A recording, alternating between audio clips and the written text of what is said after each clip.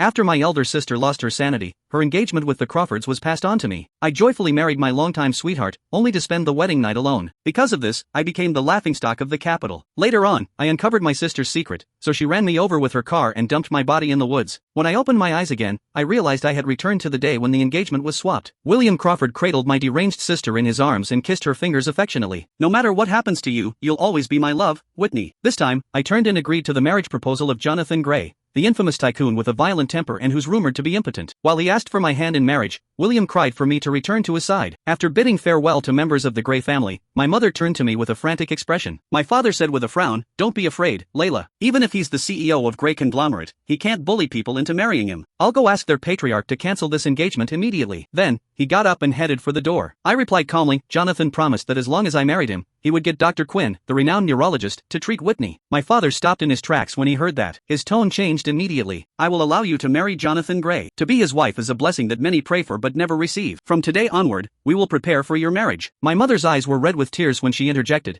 "But Jonathan is notorious for his violent tendencies. How sure are you that we're not just sending Layla to her death?" My father's expression was stone cold. He responded angrily, "That's just a baseless rumor. You're just a housewife. What do you know?" Having said that, he turned and left. I was not surprised by his reaction. He might love me as his daughter, but it could never compare to his love for my elder sister, Whitney Jones. Whitney's mother was my father's first wife. She died at a point when they were deeply in love with each other. My mother was his second wife. Worried that Whitney would be mistreated by her stepmother, he would always leave the best for her. Since childhood till today, whenever a conflict arose between me and Whitney, he would unwaveringly choose her side, even when she was in the wrong. I wiped my mother's tears away and comforted her. "Mom, don't worry about me. I'll soon be Jonathan's wife. You should be happy for me." "But, no buts. Don't worry, I'll be fine," I said reassuringly. Dr. Quinn lived up to his name. In just 2 days, Whitney's sanity was restored. My father was so elated that he hosted a feast to announce the good news. He looked at me and instructed, "Layla, inform the Crawfords about Whitney's recovery and invite them to the banquet this evening." I arrived at their headquarters alone, where I was stopped by a security guard at the entrance. I had to explain the purpose of my visit, and he agreed to pass on the message. There, I stood under the hot sun for 2 hours before William emerged from the office building. He started reprimanding me the moment he saw me. "Layla, just because I agreed to marry you doesn't mean you get to pester me constantly." Looking at his disgusted expression, I responded calmly, "My sister has regained her sanity. My father's hosting a celebration banquet this evening." He was surprised by the news. "Has Whitney really recovered?" I nodded in confirmation. William smilingly accepted the invitation slip that I was holding. "I'll be there on time." At this point, I became aware that William's attitude toward Whitney and me was completely different. That evening, at the start of the banquet, my father raised his glass and announced excitedly, "As Whitney is getting married soon, I shall grant all the real estate companies under my name as her bridal gift." Whitney's face lit up instantly. At that moment, Mother said indignantly, "What about Layla? She's getting married as well." My father replied without hesitation, "She's getting married to Jonathan, so we don't know if she'll survive this marriage or not. It would be a waste to give her such valuable gifts." Although I already knew my father favored Whitney over me, it still hurt to hear that he didn't take my life seriously. When my mother heard this, her eyes welled up with tears. She was prepared to fight back for me, but I tugged her arm and said, "Forget it, Mom. I don't need anything from them." Halfway through the banquet, William arrived in his bespoke suit. In front of everyone, he presented a diamond bracelet to Whitney. "Whitney, this is a gift to celebrate your recovery." Whitney's eyes lit up when she saw the bracelet, but she pretended to turn down his gift. "Oh, how could I accept this? It's too expensive." Ignoring her, William wrapped the bracelet around her wrist and said, "To me, nothing's as precious as you." Those with a good eye knew that this was a family heirloom, passed down through generations for their daughters-in-law. Only a daughter-in-law of the Crawfords can wear that bracelet. If he has given that to Whitney, what about Layla? Mr. Crawford and Whitney are in love with each other. Now that she's recovered, it's only right that it should go to her. Doesn't that mean he won't be marrying Layla? Unable to bear the discussions of the crowd, I left the banquet on my own and went to the backyard. To my surprise, Whitney came after me. Under the pale moonlight, she fiddled with her diamond bracelet while looking at me disdainfully. "In the end, this is still mine. Did you think you could steal it from me while I was sick? Dream on." She was wrong. I wanted nothing to do with her. I just wanted to watch her ruin her life quietly. "I heard from Dad you're gonna marry Jonathan Gray? The guy with a violent disposition and who's rumored to be impotent." Whitney sighed softly. "What a shame. I can no longer bully you as I please anymore." I didn't want to waste my time with her anymore, so I turned and prepared to leave. Without a warning, she grabbed my wrist and leaped into the pool next to us. "Help! Help!" Her cries for help quickly attracted everyone's attention. William was the first to arrive. He jumped into the pool to drag Whitney to safety. She was huddled in his arms while complaining. Layla was upset, so I came to cheer her up, but she pushed me into the water. Without giving me a chance to explain, William kicked me into the swimming pool and left with Whitney in his arms. I flailed around in the water for a while before I managed to climb out of the water. My father came after hearing the news. He raised his arm and gave me a hard slap. How cruel can you be? Picking on your own sister like this? Go kneel and repent in the family hall. Anyone who protects you will be punished altogether. I placed my hand over my now swollen cheeks and looked at my mother. I shook my head, signaling for her to stay silent. In the family hall, my mother sobbed silently. It's all my fault, Layla. You got dragged into this because your father dislikes me. My eyes were red, but I kept my back straight. If they don't like me, I won't like them either. 3 days later, my mother managed to convince my father to let me out of the house so that she could prepare a bridal gift for me. At the jewelry store, my mother picked out a pair of pink diamond earrings, which she placed above my earlobes. Fortunately, I've tucked away some money to be able to afford a bridal gift for you. With this, you won't be looked down upon when you marry into their family. I shook my head and smiled. I don't care about these things. At that moment, Whitney and William entered the store. She pointed at the pink diamond earrings I was trying on and said, I want those earrings. My mother immediately said, I've already bought them for Layla. Whitney immediately looked at William with tears in her eyes. If my mom were still around, she'd have bought them for me. With a grim expression, William looked at us. In the end, you still choose your own daughter over Whitney. I can't imagine the torture you've put her through while growing up. He then pulled out a black credit card from his pocket and slammed it on the table. I'll buy everything you have for my fiancé, he said. My mother looked at them while shaking with anger. I grabbed her arm and tried to calm her down. Forget it, Mom. I didn't like the design anyway. I pulled her out of the store, and Whitney and William followed behind us. At that moment, an out-of-control car came hurtling in our direction and was about to hit Whitney. William rushed up and pushed me forward to block Whitney from harm. Before I could react, I felt my head slamming against the hard frame of the car. Before drifting off unconscious, I saw William walking up to me with a worried expression. However, Whitney quickly pulled him back and buried her face in his chest. I was so scared. William, he proceeded to wrap his arms around her and turned away. When I came to, I was lying on a hospital bed while my mother sobbed next to me. William's no better than a beast. How dare he push you in front of the car? My face was pale as a sheet. I raised my arm to wipe away her tears. Don't cry, Mom. I'm not marrying him anyway. After this, we'll stay as far away from them as possible. She cried even harder. After what happened, your father still stands on her side. After the accident, not once did he come to visit you. This wasn't the first time he had done this, so I had gotten used to it. The next day, William came to the hospital and presented a pair of crystal earrings to me. Layla, I didn't mean to push you yesterday. In the heat of the moment, I snorted sarcastically. In the heat of the moment, you pushed me into the car's path because you were worried for Whitney's safety? With a guilty tone, he admitted, it's my fault. As long as you promise not to mistreat Whitney anymore, if you choose to follow me, I'll give you a child, and you won't have to worry about money for the rest of your life. I looked at him with a frown. Follow you? Give me your child? William nodded. Whitney has regained her sanity, so our engagement will naturally resume. However, seeing how devoted you've been, and since your reputation has been ruined, your father has agreed to let me take you as my unofficial wife. Humph, I snorted. Unofficial wife? In other words, he was asking me to be his mistress? I took a deep breath and was about to speak when Whitney entered the room dressed in designer clothes and the pair of pink diamond earrings from before. Layla, those earrings are made from the best lab-grown diamonds that William asked his assistant to pick for you. Do you like it? The cheap artificial diamonds couldn't even compare to her pink diamond earrings that sparkled under the light. It was an accurate representation of my place in William's heart compared to Whitney. I forced a smile and nodded in agreement. With a satisfied expression, Whitney led William away. In the following days, in order to avoid stirring up trouble with Whitney, I remained at home. Until my wedding day, I put on my bridal crown and wedding dress. I proceeded to whisper Whitney's secret to my mother and asked her to complete the necessary arrangements. Teary-eyed, she nodded along while sending me off. William and Whitney had been vacationing for the past few days. While dropping her home, they happened to see a bridal entourage leaving our house. William asked, "Who's that in the car? Doesn't your family only have 2 daughters?" My mom wiped a tear from the corner of her eye. She replied coldly, "It's Layla. She's getting married to Jonathan Gray today." The news caught William by surprise. "What?" he asked in disbelief.